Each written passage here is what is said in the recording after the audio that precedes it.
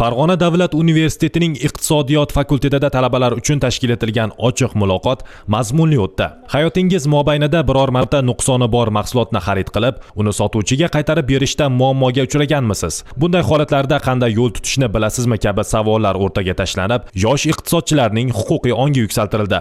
O'zbekiston iste'molchilari huquqlarini himoya qilish jamiyatlari federatsiyasi viloyat hududiy birlashmasi hamda raqobatni rivojlantirish va iste'molchilar huquqlarini himoya qilish qo'mitasi viloyat hududiy boshqarmasi vakillari talabalar e'tiboriga qimmatli ma'lumotlarni havola qildilar.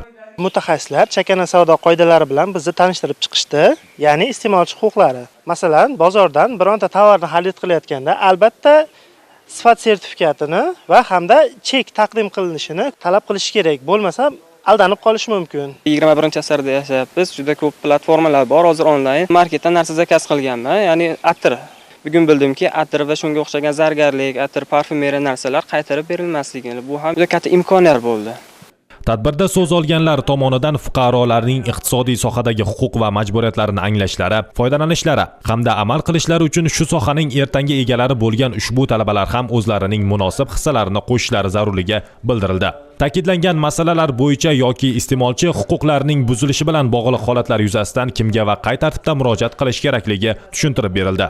Sifatsiz yoki muddati o'tgan nuqsoni bor mahsulotlarni bizga berishganida, qaytarib olishmagan paytida iste'molchi murojaat.uz saytlariga murojaat qilishimiz mumkin ekan. O'tkazilgan ochiq muloqot yakunida talabalar mavzu yuzasidan o'zlarini qiziqtirgan savollarga mutaxassislardan javoblar oldilar.